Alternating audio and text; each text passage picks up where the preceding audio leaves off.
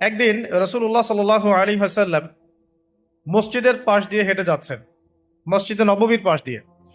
তখন সাহাবায়ে কেরাম রাদিয়াল্লাহু আনহুম আজমাইন তারা মসজিদের মধ্যে বসে একটা বিষয় নিয়ে কথোপকথন করছিলেন। তো নবী সাল্লাল্লাহু আলাইহি ওয়াসাল্লাম জিজ্ঞাসা করলেন যে তোমরা কি নিয়ে কথা বলছো, তোমরা কি নিয়ে কথোপকথন করছো? তখন সাহাবায়ে কেরাম রাদিয়াল্লাহু আনহুম তারা বলছেন যে আমরা কিয়ামতের আলামতগুলো নিয়ে কথা বলছিলাম। কি নিয়ে কথা বলছেন? কেয়ামতের আলামতগুলো নিয়ে সাহাবীরা কথা বলছেন।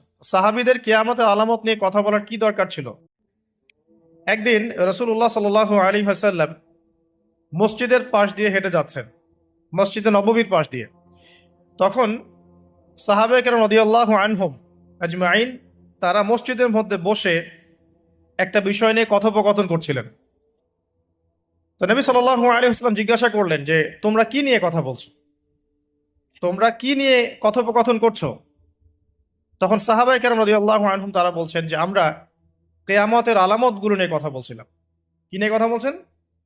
কেয়ামতের আলামতগুলো নিয়ে সাহাবীরা কথা বলছেন। সাহাবীদের কেয়ামতের আলামত নিয়ে কথা বলার কি দরকার ছিল?